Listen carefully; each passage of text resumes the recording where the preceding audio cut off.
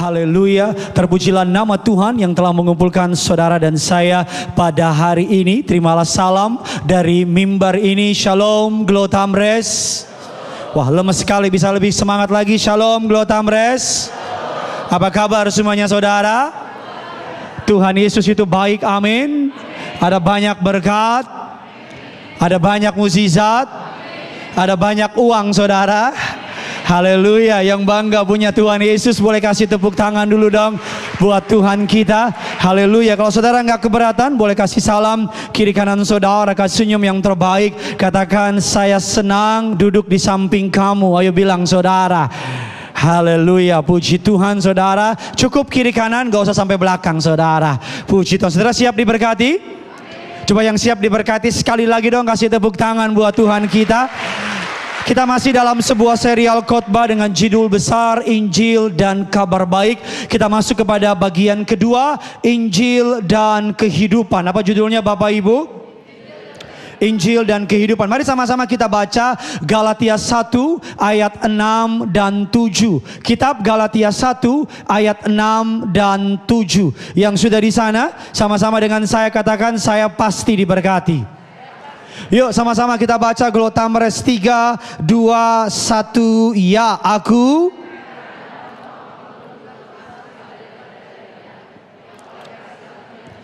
telah memanggil kamu dan mengikuti apa? Suatu Injil lain. Atau yang ketujuh, lebih keras lagi suaramu, yang hanya ada orang yang mengacaukan kamu, yang untuk memutar balikan apa Bapak Ibu?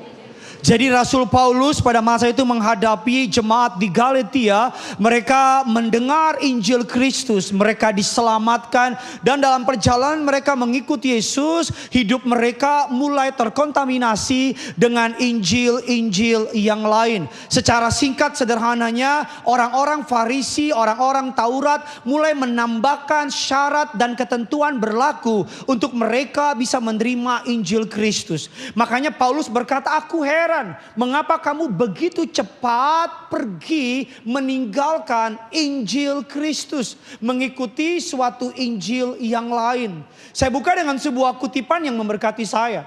Semakin lama kita ikut Tuhan, maka semakin kita akan disadarkan dua hal. Apa Pak Pendeta? Yang pertama, betapa Tuhan itu kudus. Katakan amin. Semakin lama kita ikut Tuhan, semakin kita mengerti ini bahwa Tuhan itu apa? Kudus. Dan yang kedua, semakin lama kita ikut Tuhan, semakin kita menyadari bahwa betapa kita ini apa? Berdosa. Tuhan itu kudus, manusia itu berdosa. Makanya di tengah-tengah antara Tuhan yang maha kudus dengan manusia yang sangat berdosa, perlu ada jembatan rekonsiliasi. Nama jembatan itu bukan perbuatan saudara. Nama jembatan itu bukan kesalehan saudara. Nama jembatan itu bukan segala yang baik dalam hidup saudara. Tapi nama jembatan itu adalah kematian Yesus di kayu salib. Yang percaya katakan amin. Oleh karena itu mari kita lihat lagi beberapa ayat. Saya disclaimer dulu di depan. Hari ini kita akan banyak belajar secara teologi, akan deeper lagi. Jadi saya minta saudara untuk fokus. Saudara udah makan belum? Yang belum nanti kita makan sama-sama. Nanti yang bayar siapa? Di atas kayu salib sudah dibayar lunas. Mari sama-sama kita lihat Filipi 1 ayatnya yang ke-6. Filipi 1 ayatnya yang ke-6. 3, 2, ya akan... Aku yakin sepenuhnya, yaitu di antara kamu akan apa? Sampai pada akhir. Yesus memberi jaminan bahwa dia yang memulai dalam hidup saudara, dia yang akan menyelesaikannya. Katakan amin. Kalau dia memberikan keturunan sama saudara, jangan takut, keturunanmu akan dipelihara oleh Tuhan. Kalau saudara diberi cicilan untuk mobil, jangan takut, cicilannya Tuhan akan kasih. Yang amin masih nyicil itu. Kita bilang aku yakin sepenuhnya ia yang memulai pekerjaan yang baik di antara kamu akan apa? Ini kekristenan Pak, ini kekristenan Bu. Ini yang membuat kekristenan beda dengan agama. Bahwa agama adalah soal kita, agama adalah tentang kita, tetapi kekristenan adalah semua tentang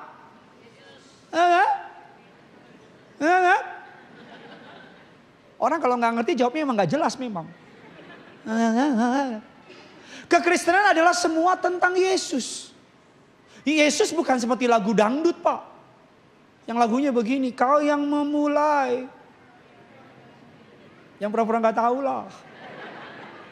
Kau yang berjanji, mari sembah Dia.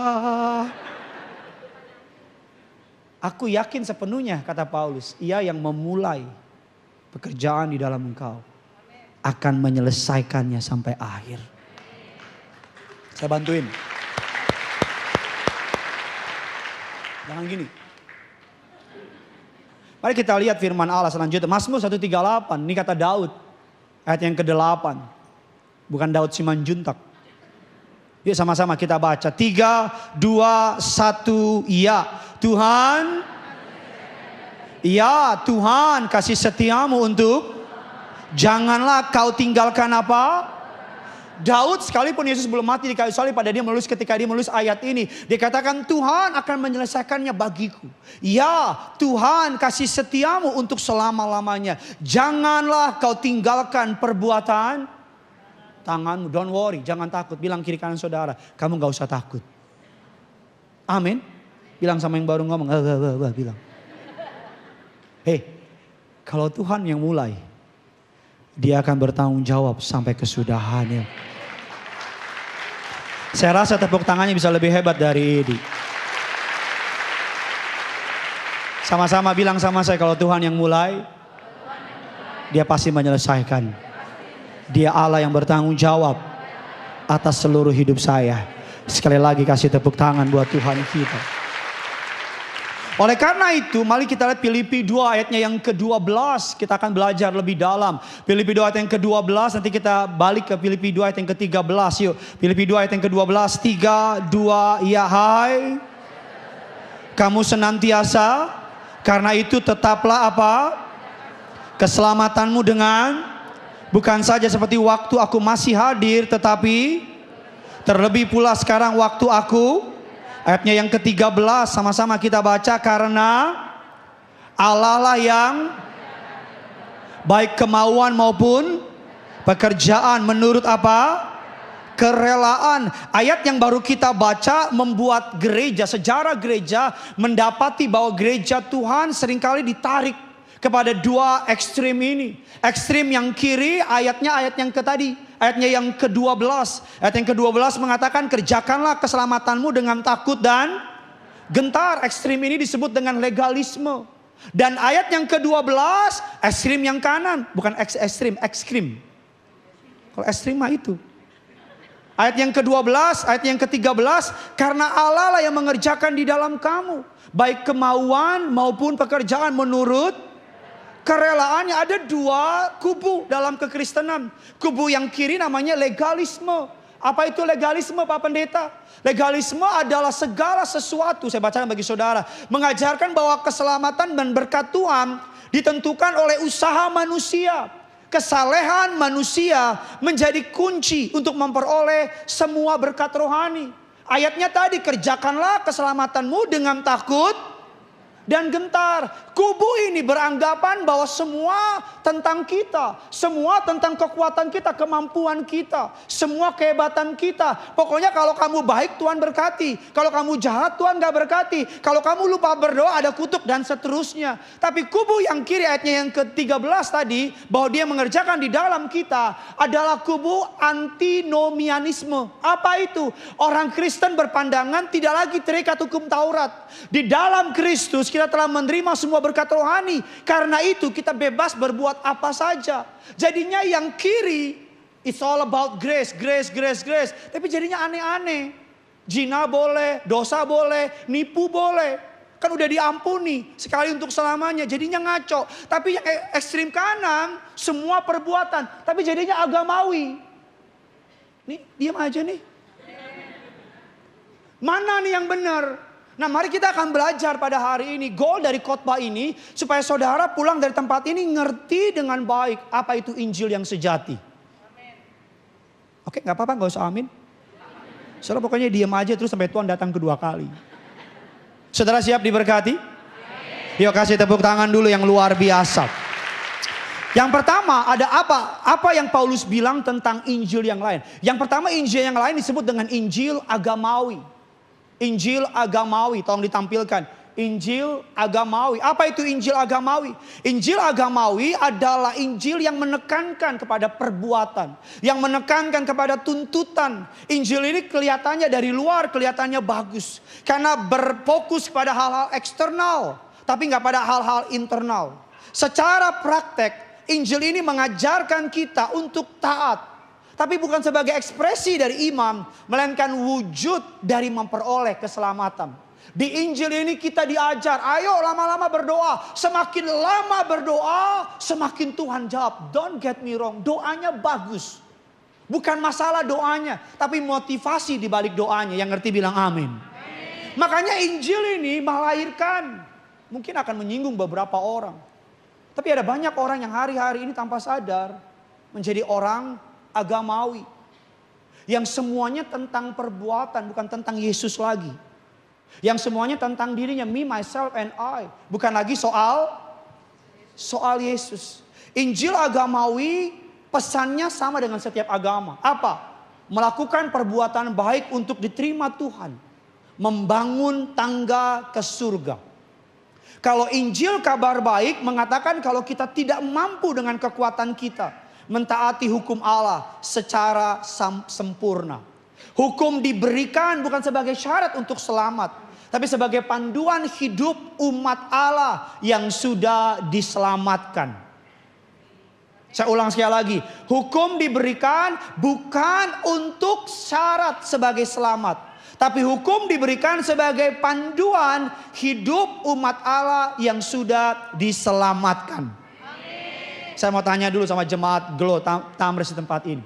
Ketika bangsa Israel melewati tanah Mesir, melewati yang namanya padang gurun, Allah memberikan hukum Taurat dulu, baru mereka menyeberangi Laut Teberau, atau menyeberangi Laut Teberau dulu, baru Allah kasih hukum Taurat. Yang bilang nyeberangin dulu baru dikasih hukum Taurat, angkat tangan. Berarti nyeberangin dulu baru kasih hukum Taurat, betul ya? Jangan kau ubah nanti, lontong. Yang bilang hukum Taurat diseberangin dulu baru dikasih hukum Taurat, angkat tangan. Yang gak angkat tangan apa maumu?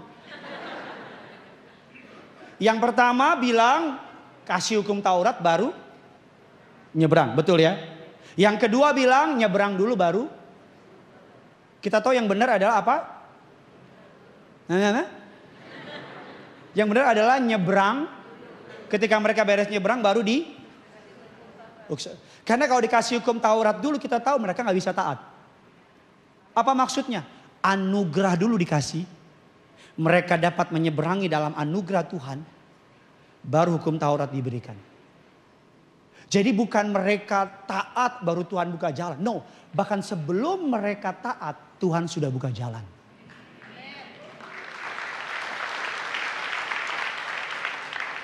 Maksudnya begini, bahwa anugerah Allah diberikan kepada saudara untuk saudara bisa taat. Bukan karena kekuatanmu kau bisa taat, tapi karena anugerahnya kau bisa taat. Bukan engkau berbuat baik untuk diselamatkan. Perbuatan baikmu ekspresi dari keselamatan yang Tuhan beri. Mari kita lihat bagannya. Biar saya bisa membandingkan. Ini bagannya, saudara yang foto bisa foto. Kalau mau foto pastikan saya siap dulu. Tadi di depan ada yang minta foto, Pak foto boleh request gaya nggak? Gayanya gimana? Gini Pak. Oke, nggak lucu maaf Pak. Secara hukum, fungsi hukum adalah menyatakan karakter Allah. Tapi dari Injil agamawi, hukum diadakan untuk mendapat perkenanan Tuhan. Itu Injil agamawi. Kamu doa dong biar Tuhan dengar kamu. Kamu harus baik biar Tuhan berkati. Secara prinsip kelihatannya benar. Saya nggak bilang berbuat baik itu salah. Saya pendeta yang menekankan perbuatan baik harus dilakukan sebagai buah pertobatan. Amin. Saya tidak menihilkan. Tapi ada banyak orang menganggap Tuhan seperti B2B. Business to business. Mereka berpikir kalau Tuhan baik maka mereka baik. Jadi kebaikan Tuhan karena dia baik. No, Tuhan baik karena dia baik. Amin. Kita baik gak baik dia tetap. Kita nyembah gak nyembah dia tetap Tuhan. Jadi dia stabil. Perbuatan baik Tuhan bukan karena saudara tapi karena dia baik. Dikatakan bahwa Injil agamawi adalah sarana mendapat perkenanan Tuhan. Tapi Injil sejati adalah sarana mendapatkan Tuhan itu. Saya salah khotbah apa gimana sih? Amin. Kalau Injil agamawi kita berbuat baik to get something from God. Tapi Injil sejati kita berbuat baik bukan to get something from God. Supaya kita dapat Tuhan itu sendiri. Pak, kalau enggak punya istri berbuat baik supaya dompetmu keluar. Keluar yang merah-merah itu dari dompetmu. Itu disebut Injil agamawi. Tapi kalau engkau istrimu mengasihi engkau, cinta sama engkau. Maka ini yang kita tahu. Kalau hatinya dapat, maka dompetnya akan mengalir. Dan semua ibu-ibu yang percaya boleh katakan. Memang saya tahu kok. Slide gambar berikutnya lagi. Fungsi hukum yang kedua menunjukkan kita tidak bisa hidup sesuai dengan karakter Allah. Injil agamawi sarana pembuktian diri kalau kita mampu dan kuat. Kita berlomba-lomba, kita melakukan semua perbuatan. Don't get me wrong, perbuatan agamawi is really good, sangat baik. Hidup baik, saleh, bertobat itu sangat baik. Yang saya tekankan bukan perbuatan yang di luar. Yang saya tekankan adalah motivasi di dalam. Bisa nggak orang berbuat baik tapi motivasinya salah? Bisa banget. Bisa nggak orang tolong orang tapi ada niat di balik itu? Bisa banget. Bisa nggak orang menyembah Tuhan tapi motivasinya bukan Tuhan tapi kekayaan? Bisa banget. Oleh karena itu kita slide selanjutnya lagi biar cepat saja. Karena dari diam saudara saya makin cepat saja biar cepat pulang. Slide selanjutnya mas boleh. Saudara kalau klik lagi kalau mau foto boleh foto. Kalau nggak peduli juga nggak apa-apa. Oke, slide selanjutnya. Injil agamawi, biar saudara bisa melihat petnya, jalannya. Saya taat untuk diterima Tuhan.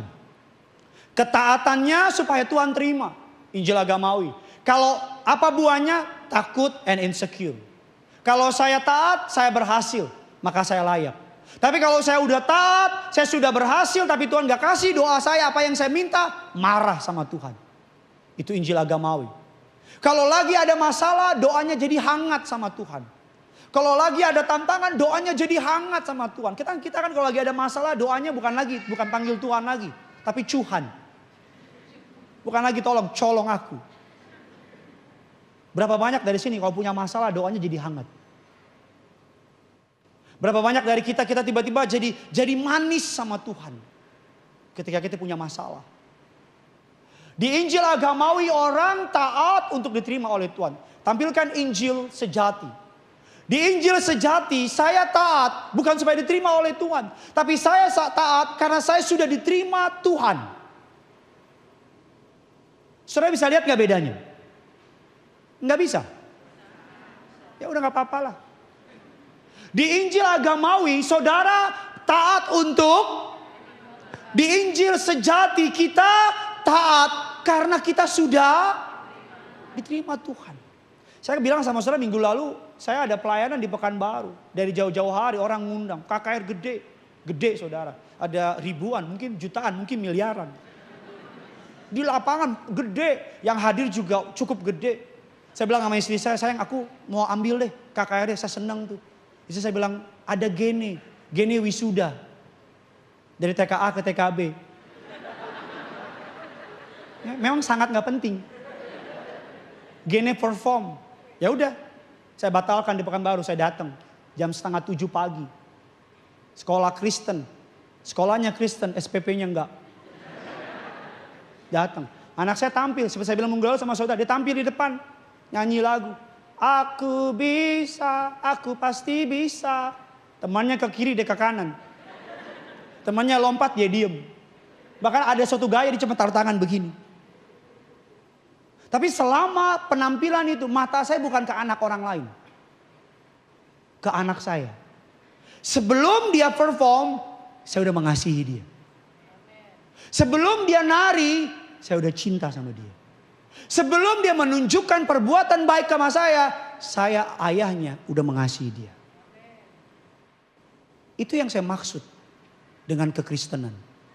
Bahwa perbuatan baik anak saya memang menyenangkan saya. Perbuatan baik anak saya memang yang saya nantikan. Perbuatan baik anak saya memang membuat saya bahagia. Tetapi tanpa itu, sebelum dia berbuat baik, saya ayahnya sudah memutuskan mengasihi dia. Dan itu yang terjadi ketika Yesus mati di kayu salib. Bahwa sebelum saudara mengenal Allah, sebelum bahkan saudara masih menjadi musuh Allah, Allah sudah memutuskan melalui darah anak yang tunggal, Yesus Kristus Tuhan, untuk mengasihi saudara, untuk membela saudara, untuk memberkati saudara, untuk mencintai saudara. Katakan yes. Katakan amin. Makanya di Injil sejati kita diterima oleh Tuhan. Makanya buahnya adalah bersyukur dan bersuka cita. Buahnya apa? Saya taat ketika menyembah. Bukan lagi mendapatkan sesuatu dari Tuhan, tapi mendapatkan Tuhan. Ketika berhasil kita nggak sombong. Ketika gagal kita tetap beriman. Halo? Nih saudara kenapa sih belum gajian ya? Kalau gagal rendah hati. Kalau berhasil rendah hati, kalau gagal kalau di Injil agamawi, kalau berhasil jadi sombong. Ngakimin orang. Lihat orang jatuh dalam dosa. Memang Lucifer kau ya. Lihat orang gagal, memang setan ku tengok-tengok kau. Orang-orang yang suka menghakimi orang. Tunggu tanggal main ini, ukuran yang kau pakai untuk mengukur orang lain akan diukurkan kembali sama engkau. Bilang kiri kanan saudara, makanya jaga moncongmu, bilang. Amin.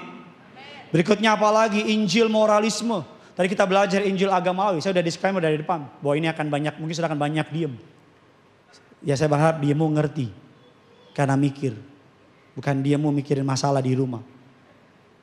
Pulang dari tempat ini masalah saudara Tuhan selesaikan. Amin. Injil moralisme. Apa itu Injil moralisme?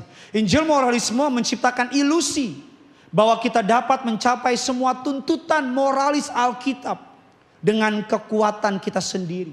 Terlepas dari karya salib Kristus. Injil moralisme kehilangan pesan Injil. Bahwa kita bisa bukan karena kita mampu, tapi karena Yesus di dalam kita yang membuat kita mampu. Amin. Tampilkan lagi gambarnya sambil saya undang pemain keyboard bisa bantu saya.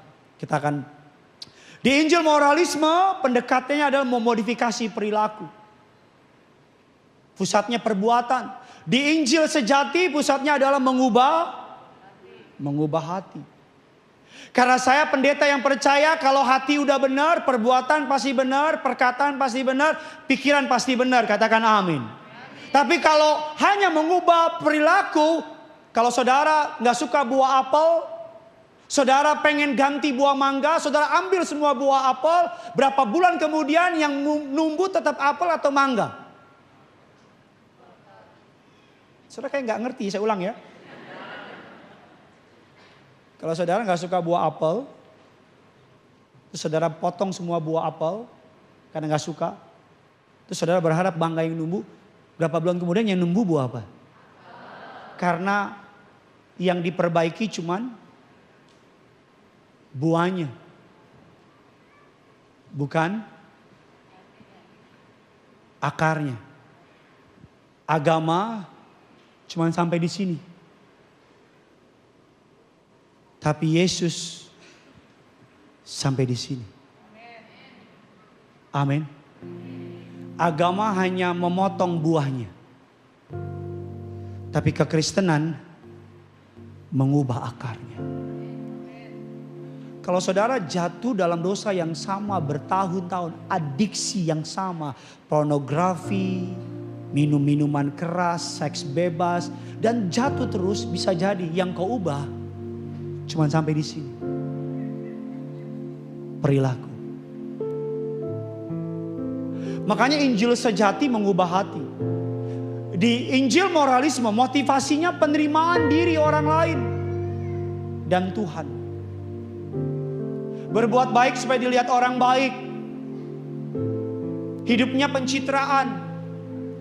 ingin kelihatan agamawi, ingin kelihatan rohani, ingin kelihatan anak baik, ingin kelihatan orang baik. Dia berbuat baik supaya diterima sama papanya, dia berbuat baik supaya diterima oleh jemaat, dia berbuat baik supaya kelihatan baik. Karena yang dikejar adalah penerimaan diri. Bahasa gampangnya narsisme. Ada banyak orang gak mau cerai dengan pasangannya bukan karena takut Tuhan, tapi apa kata orang.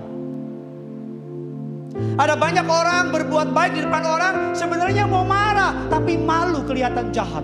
Ada banyak orang tolong orang lain bukan karena pengen tolong, karena supaya orang lihat. Atau kalau gak nolong gak enak, apa kata dunia, kita kaya masa gak tolong. Ada banyak jemaat pendeta khotbah dia cuma diam, gak apa-apa. Saya udah terbiasa.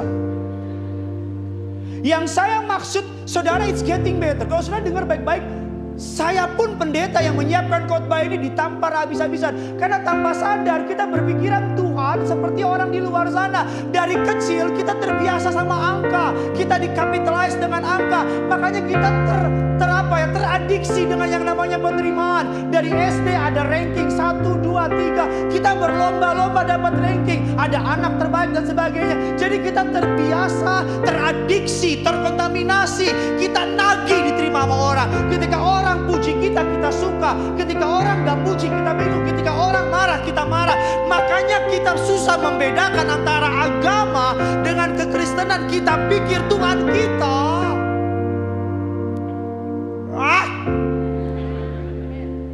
Kita pikir Tuhan kita seperti itu.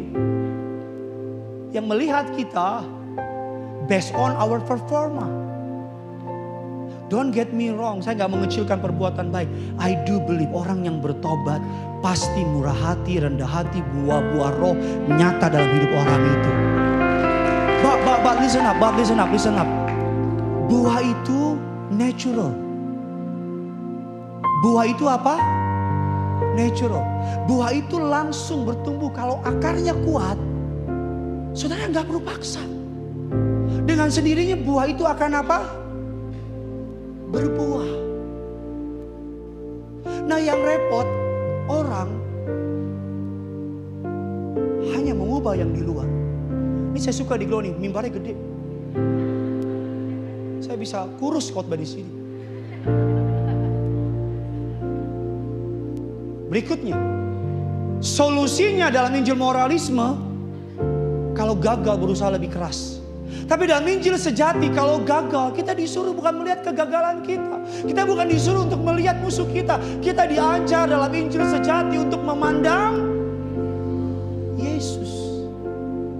Makanya lagunya bilang, ku pandang wajahmu dan berseru, pertolonganku datang darimu. Peganglah tanganku, jangan lepaskan. Kaulah harapan. Kita nyanyi lagu itu, tapi kita lupa bahwa lagu itu ngajarin kita bahwa kita memandang Tuhan. Ada masalah, pandang Tuhan. Ada tantangan, pandang Tuhan. Harapanmu bukan engkau, harapanmu tapi di Injil moralisme kita diajar tentang diri kita. Performa kita menentukan penerimaan Tuhan. Kebaikan kita menentukan berkat Tuhan. No. Contoh berikutnya lagi, slide berikutnya. It's getting better. Contoh Injil moralisme yang kedua. Dalam cerita-cerita Injil, kita dimotivasi untuk menjadi si pahlawan. Padahal sebenarnya dalam kitab Injil pahlawannya bukan mereka. Mereka Daud, Yusuf, Yosua dan sebagainya adalah gambaran dari Yesus. Katakan amin. Pesan di Injil moralisme, melihat tokoh pahlawan. Daud, jadilah seperti Daud.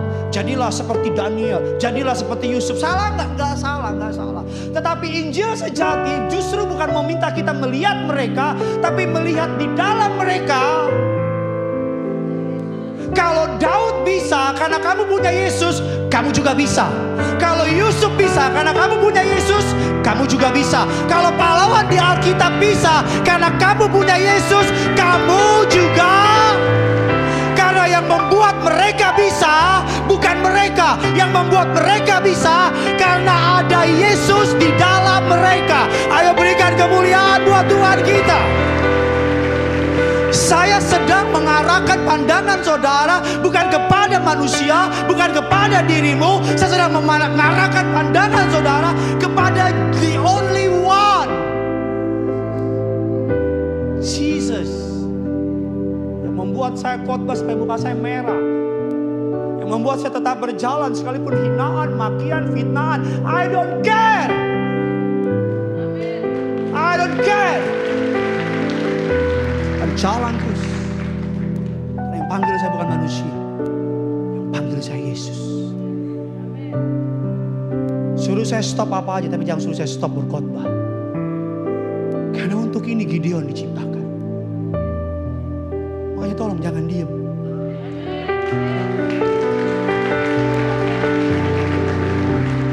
Di Injil moralisme kita disuruh untuk berusaha lebih keras. Kalau gagal, you can do it, you can do it. No. Itu yang membedakan kekristenan dengan motivator, Pak. Kalau motivator memompa yang dari luar ke dalam, dari luar ke dalam, dan bisa. Tetapi kekristenan no, dari dalam. Yesus di dalam saudara disuruh untuk menaklukkan keadaan. No, kekristenan bukan dari luar ke dalam, tapi kekristenan dari dalam keluar. Itu membuat kita berbeda. Coba saudara dari awal semanis ini. Khotbahnya akan jauh lebih baik dari ini. Contohnya Yusuf. Mungkin saudara gak percaya, masa sih Yusuf gambaran Yesus? Saudara foto aja, karena waktu saya gak banyak. Bukan saya mau dipanggil Tuhan, bukan. Kasihan ya, masih muda udah mau dipanggil. Yusuf, anak bapak yang dikasih, yang mendapat mimpi akan mengagumi ini. Yesus, anak bapak yang dikasihi, diagungkan di atas segalanya. Yusuf dibenci oleh saudara-saudaranya, Yesus dibenci oleh saudara-saudaranya. Jubahnya ditanggalkan, jubah Yesus ditanggalkan. Yusuf dijual, Yesus dijual oleh Yudas. Yusuf dijual untuk sejumlah keping perak, Yesus dijual untuk sejumlah keping perak. Berikutnya apa lagi? Yusuf dibenci, Musa, apa-apa. Udah tentukan sikapmu, mau Musa apa Musa. Jangan sampai kau juga ku benci jadinya ini. Yakin Musa ya? Oke, jangan berubah. Lapet. Bayi Yahudi yang mau dibunuh. Si Yesus juga bayi Yahudi yang mau dibunuh. Perjanjian lama ada tipologi, ada perjanjian. Apa tipologi? Gambaran. Nah, kalau saudara mau baca Alkitab, saudara kan, oke. Musa ditolak, Yesus ditolak. Musa nabi yang memberi hukum, memediasi bangsa Israel. Yesus seorang nabi, sang pemberi hukum yang juga memediasi. Musa menawarkan hidupnya untuk pengampunan dosa orang Israel. Yesus memberikan hidupnya. Jadi ketika orang bilang jadilah seperti Yusuf, how come? Karena Yusuf adalah gambaran dari Yesus. Saat selanjutnya, Daud kemerah-merahan dianggap lemah, Yesus pun juga sama. Soalnya ini kalau foto-foto banget. Saya pelajarin berjam-jam, saya tinggal foto 1 detik.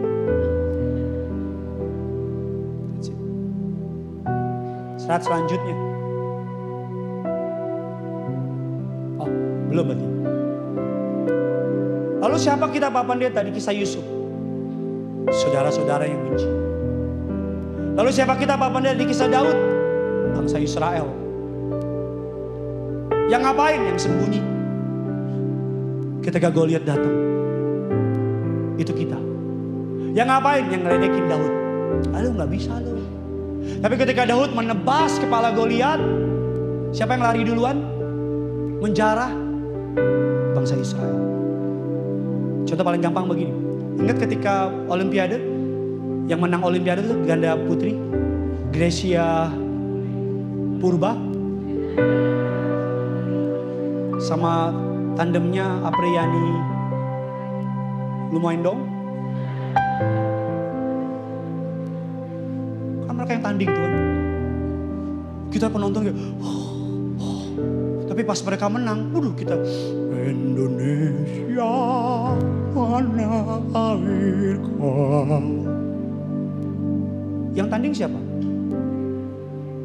Yang menang siapa? Tapi kita yang bangga.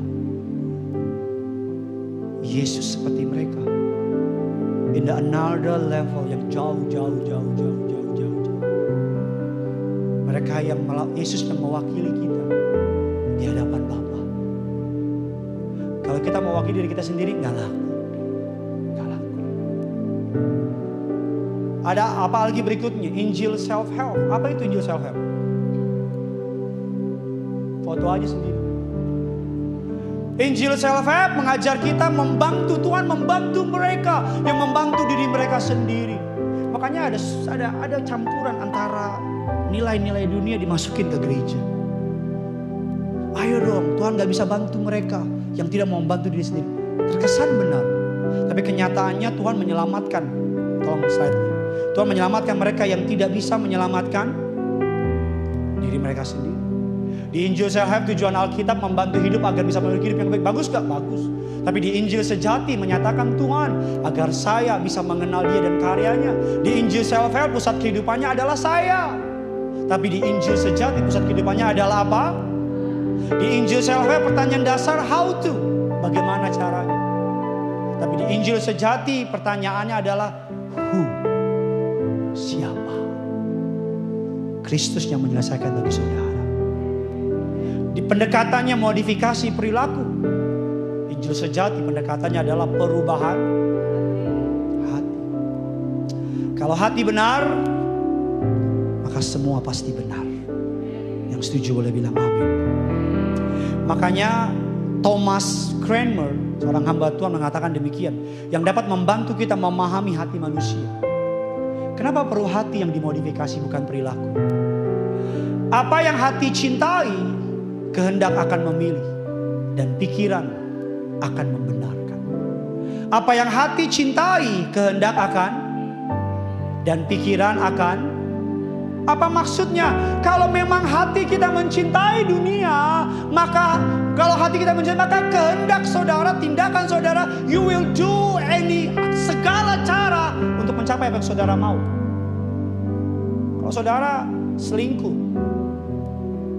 istrimu nggak tahu. Kalau engkau mencintai wanita itu, kau akan cari cara untuk ketemu sama dia. Betul apa enggak? Kalau saudara terikat sama pornografi, kau akan cari cara. Hatimu sudah pilih pornografi.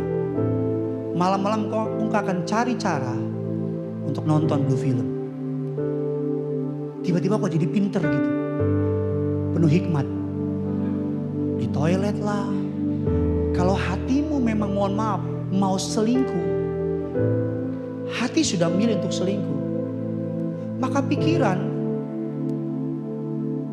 WA-nya diganti namanya jadi Tono, padahal nama aslinya Tini. Tampilkan slide yang bulat-bulat itu. Zut.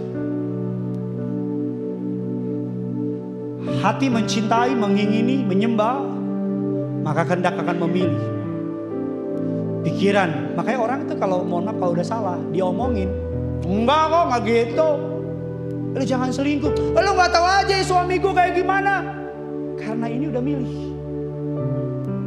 Ini akan benerin. Halo? Gak apa-apa, diam terus aja.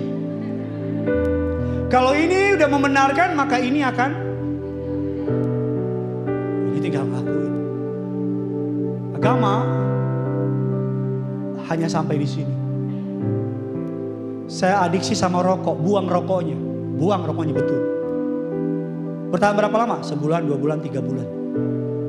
Di 4 bulan, diam-diam ke warung, isep sebatang.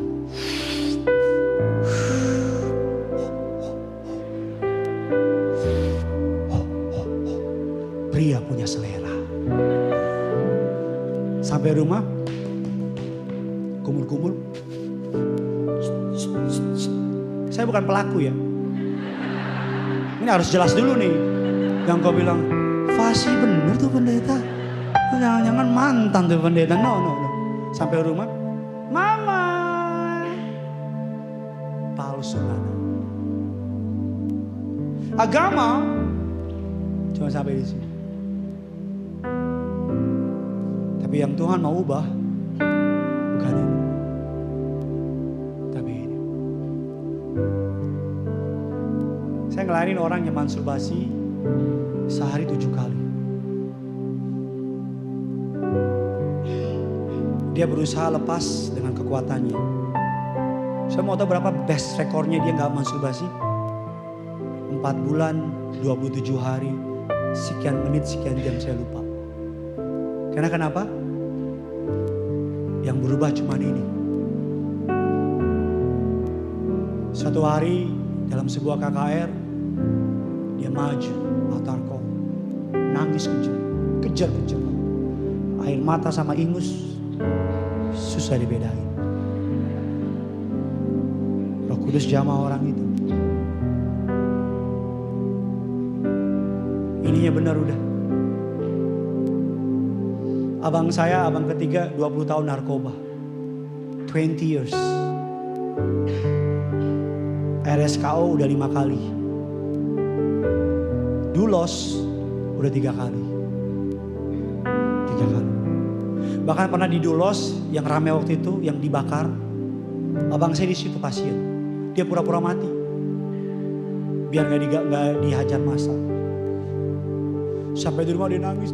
Mama, janji gak narkoba lagi. Janji. 4 bulan. Bulan kelima, nyipek lagi. Gimana stopnya? Suatu malam, di sebuah pedesaan, angin semilir berbuji. Bisa lo diem aja sih. Nah, kalau dia gue ngaco-ngaco deh pokoknya deh. Khotbahku tergantung responmu. Ingat Gideon 1 ayat 2. Suatu malam di rumah, abang saya lagi tidur. Dia lupa, dia habis nyuntik, dia ketiduran dia. Lagi sakau. Sakit karena engkau. Pokoknya kalau lo diem gue ngaco-ngaco, bodo amat. Ada yang begini. Ya. Saya mau tahu ngapain mama saya? Dia peluk anaknya. Bukan saya nih, masa dia dipeluk. Dipeluk saya, salah yang ini gitu. Belum nangis. Udah kayak mati aja. Nangis. Malam itu. Sesuatu di hati abang saya. Tuhan sentuh. Sekarang udah lebih 10-15 tahun. Abang saya clean. Dan narkoba. Makanya Yesus bilang, aku akan memberikan kamu hati yang kan ada di Alkitab itu. Allah bilang apa? Aku akan memberikan hati yang baik. Suatu hari ada seorang penyakit diabetes. Cek ke dokter. Dokter bilang, berhenti makan yang manis-manis. Oke, kata dia. Kalau mau panjang umur. Sebulan dia kuat. 2 bulan dia kuat. 3 bulan dia kuat. Di bulan keempat dia mulai cari cara. Duh, pengen dong. Dia ke kafe, pesan makanan snack-snack yang manis-manis. Istrinya nggak tahu. Selama berbulan-bulan istrinya tahu dia menghindari makanan manis. Sampai suatu hari istrinya yang hamil besar melahirkan. Anaknya lahir dan dokter kasih ke papanya. Papanya gendong. Dan ketika papanya lihat mata anak itu, dia nangis. Hari itu dia memutuskan untuk berhenti makan yang manis-manis. Karena dia mau panjang umur supaya anaknya tumbuh besar. Dulu berubahnya karena tindakan. Tapi anaknya membuat dia berubah di hati. Ini Injil. Ini kabar baik. Kalau Kalau sudah terikat dengan yang namanya adiksi, ketagihan, pornografi, miras, narkoba, whatever it is, pujian, yang perlu kau ubah bukan tapi hati. Dan hari ini Tuhan mau ubah itu. Agama soal kita, kekristenan soal Yesus. It's all about Jesus. Salam kiri kanan saudara, bilang semua tentang Yesus, bos. Kita kasih tepuk tangan kita dan kita berikan. Mari sama-sama kita bangkit berdiri. Kita datang sama Tuhan.